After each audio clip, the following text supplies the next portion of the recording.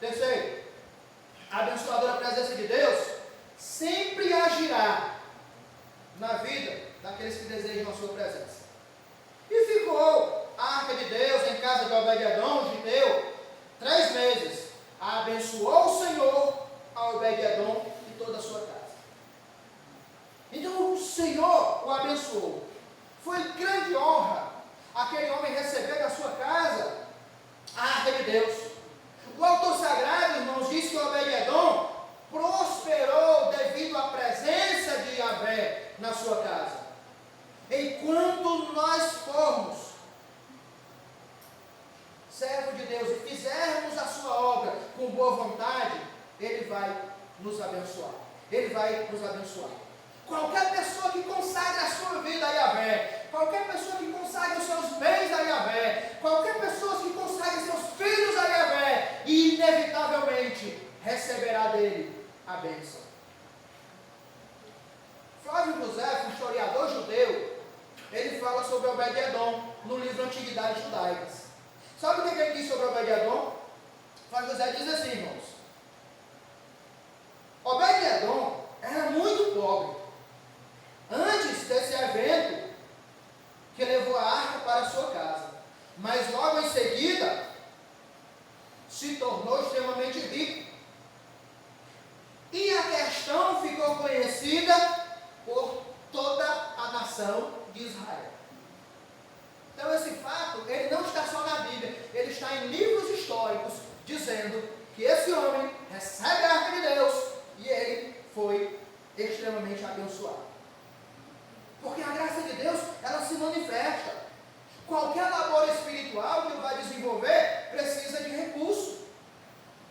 E Deus é o dono do ouro da prata, Ele é que traz o recurso. Quando Davi veio pegar a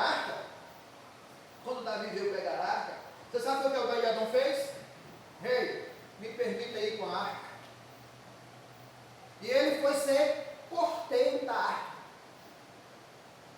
A arca era colocada na frente da congregação e só quem podia se aproximar da arca eram os levitas. Então os levitas colocaram pessoas na guarda para que ninguém entrasse, para não desavisar de entrar e pegar na arca e morrer, foi a questão de usar. E Obed-Edom, ele disse: Rei, eu preciso da presença, eu não sei, mas essa é a presença de Deus. E eu quero estar na presença de Deus. E aquele homem, ele vai ser porteiro da arca. Você é chamado para ser ministro do Evangelho, mas você não quer. Você é chamado para louvar o Senhor, no altar dele, você não quer. Você é chamado para ser presbítero, para ser pastor, para ser professor de escola dominical, você é chamado para ser líder de célula, e você não quer, e você despreza. Obed-Edom disse: eu quero ficar perto da arca. O que eu posso fazer? Você quer ser porteiro? Eu fico lá, enquanto for preciso. Eu quero ser porteiro da arca. Você despreza o chamado de Deus. E onde é que tem isso? 1 Crônicas 15, 18. E Obed-Edom e Jeiel, os porteiros, eles foram ser porteiros da arca. Porque o melhor lugar para a gente estar na presença de Deus, irmãos. O melhor lugar para eu estar na presença de Deus. Salmo 84, 10. Porque vale mais um dia nos teus atos do que em qualquer outro lugar. Irmãos, eu tenho um amor tão grande pela carne de Deus, se eu pudesse eu morava. Quando eu chego aqui eu sinto uma paz. Eu posso estar arrebentado do jeito que tiver, mas quando eu chego aqui, eu me refugio. É por isso que eu chego aqui, eu fico pintando, e eu fico agradecendo: Senhor, muito obrigado, porque Tu me deu a graça de poder pintar a Tua casa, para o Teu servo te adorar. Quando eu varro a igreja, eu digo: Senhor, muito obrigado, porque Tu me deu saúde, e me dá a condição de varrer a Tua casa, para o Teu servo te adorar. Eu tenho um desejo, e a única coisa que eu recebi até agora foi bênção de Deus. Amém. Irmãos, eu tive oportunidades de ganhar um bom dinheiro quando eu estava trabalhando, mas eu tinha que abdicar da casa de Deus. Eu nunca quis.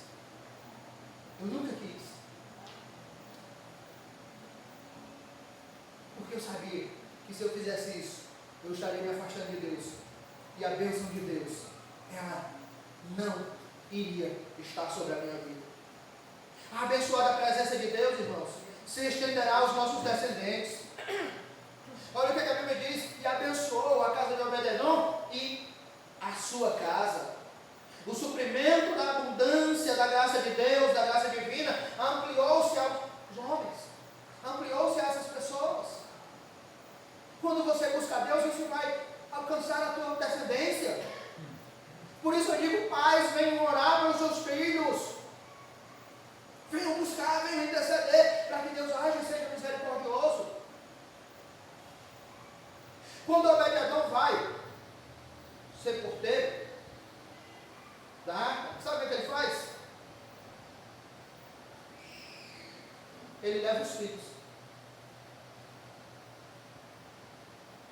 Ele pegou os 7 filhos que ele tinha, e ele disse: vocês vão revezar comigo, vocês vão estar lá sendo porteiro da arca. Vocês vão estar comigo na presença de Deus. 1 Crônicas capítulo 26, verso 4 e 5. Quanto aos turnos dos porteiros, ele está no verso 1. Verso 4 ele diz o seguinte: quanto à divisão dos porteiros dos coratitas, pula para o 4.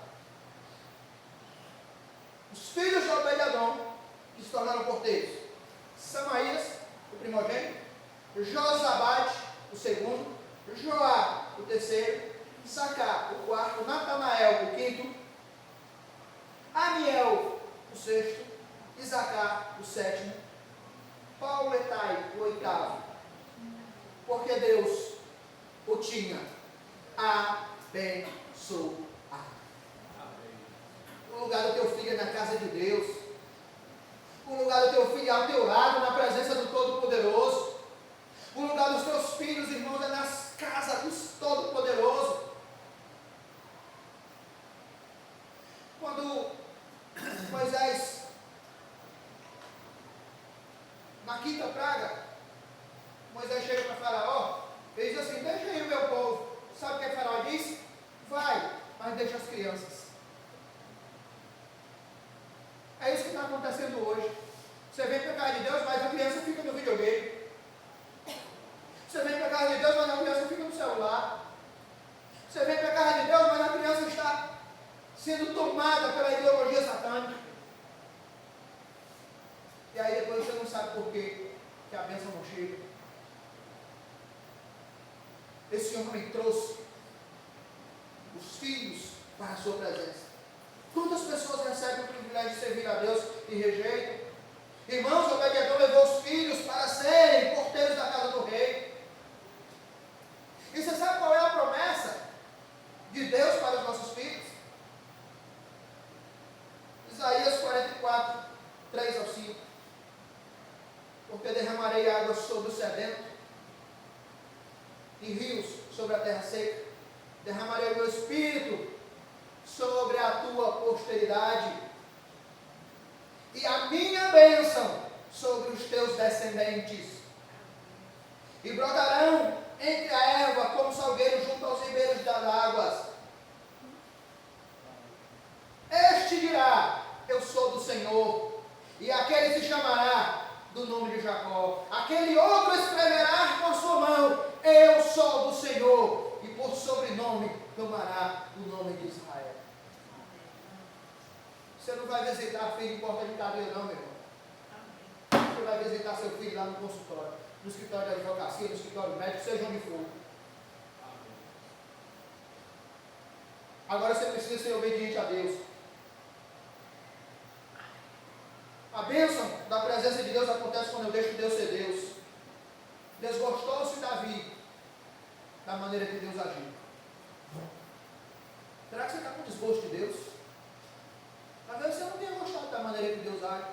Talvez você não tenha gostado da pregação. Talvez você não tenha gostado dos irmãos. Talvez você não tenha gostado das pessoas que te servem. Existem coisas que não podemos entender, mas nós sabemos que Deus está agindo. A abençoadora presença de Deus, ela acontece quando adoramos pelo que Ele é, e não pelo que Ele pode fazer. Porque o que Ele pode fazer a gente já sabe, Ele pode fazer qualquer coisa. Agora Davi mandou para o carro porque o irmão estava sendo abençoado. E não porque ele queria de fato a presença de Deus. E aí, quando a gente vai ver a história dos dois, a gente percebe claramente isso. Davi foi um grande rei. A arca estava lá na cidade dele, junto ao palácio. Mas Davi foi um grande rei com a família destruída. O filho estrupou a filha. O irmão matou o irmão. Adulterou, cometeu homicídio. Depois o filho criou uma rebelião e queria tomar o trono. Davi era homem segundo o coração de Deus. Mas ele mesmo disse: eu não quero para mim a presença da arca. Obed-Edom era um homem pobre, simples, camponês. E no primeiro contato com a arca ele dizia: eu não quero mais sair da presença da arca. Eu não quero mais estar longe da presença de Deus. Eu não quero mais estar longe da presença do Todo-Poderoso. O que foi que aconteceu? Família de Davi destruída.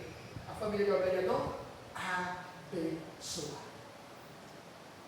Porteiros da arca com a família abençoada. A rei de Israel com a família destruída.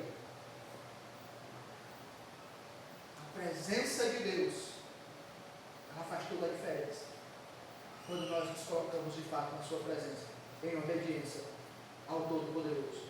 Abençoou o Senhor Obed-Edom em toda a sua casa.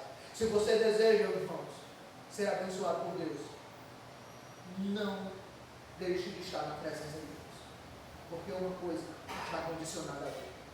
Que Deus abençoe a cada um de nós, que Deus abençoe a sua igreja, que Deus nos abençoe e que nós possamos entender isso e buscá-lo de todo o nosso coração, em nome de Jesus. Amém.